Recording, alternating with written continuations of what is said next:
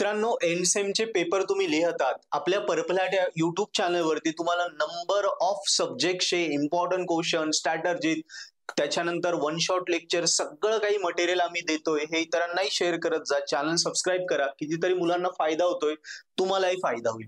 मित्रांनो, तरी पण मुलांचे कमेंट्स येत आहे की सर पेपर अवघड जात आहे, आम्ही लिहितोय पण मार्क पडत नाही. मित्रांनो, मी खरं सांगतो तुम्हाला, प्रामाणिकपणे जर अभ्यास करून आपण पेपर लिहिला तर आपण 100% पास होतोच. तुम्ही म्हणशाल सर हे कसं होतं?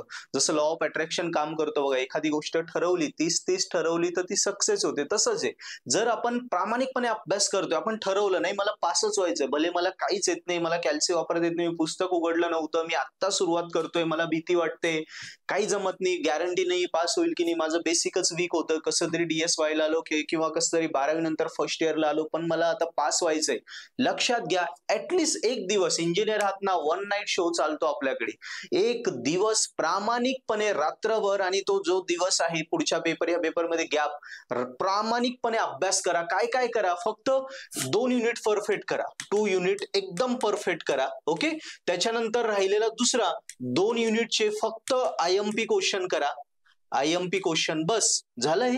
यस, आणि त्याच्यानंतर तिसरं 2 युनिट परफेक्ट केले, 2 युनिटचे फक्त IMP क्वेश्चन केले, आणि 2 PYQ सॉल्व्ह करून बघा. 2 PYQ सॉल्व्ह करून बघा. एवढं करायला 10 ते 12 तास लागतात, आणि एक पेपर नंतर दुसऱ्या पेपरमध्ये आपला जवळजवळ 1.5 दिवसांचा गॅप असतो, कारण पहिल्या पेपर तर हाफ डे आणि पुढचा फुल डे. सो 1.5 दिवस आहे, आपल्याला 10 ते 12 तास लागतात. एवढं जर प्रामाणिकपणे अभ्यास केला एकदम मनापासून, बाकी सगळं मनातून काढून टाका, येत नाही वगैरे, मी झिरो होतो, काढून टाका. प्रामाणिकपणे एवढाच अभ्यास करा आणि हे पेपर सॉल्व्ह करून बघा. यस, आणि हे सगळं झालं की शेवटी 1 तासात रिव्हिजन करा. 1 तासात रिव्हिजन सेल्फ करा, किंवा मित्रांसोबत एकमेकांशी चर्चा करून करा, या टॉपिक मध्ये काय रे, याच्यात काय रे, अशा प्रकारे हे जर केलं ना, आणि शुअर शॉट तुमचा विषय निघतो म्हणजे निघतोच. कोणीच फेल होऊ शकत नाही, कारण एवढी मेहनत प्रामाणिकपणे केल्यानंतर शेवटी देवाला पण तुम्हाला पास करावंच लागतं, त्यालाही द्यावं लागतं. तोही बघतो ना की याने खरोखर केलंय, ठीक आहे, मागे चुका झाल्या पण आता प्रामाणिकपणे केलंय, सो आपल्याला देव सुद्धा पास करतोच.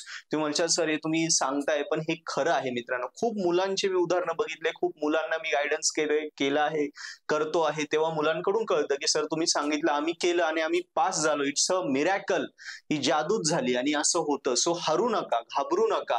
जरी अभ्यास ज्याचा झालाय, ऑब्विसली त्यांनी हे सगळं केलं तर तो वर्गात पहिलाच येणार आहे, टॉप करणार आहे. ज्यांनी बरा अभ्यास केला होता तो ही स्ट्रॅटेजी फॉलो करतोय, तो स्कोरिंगच करणार आहे.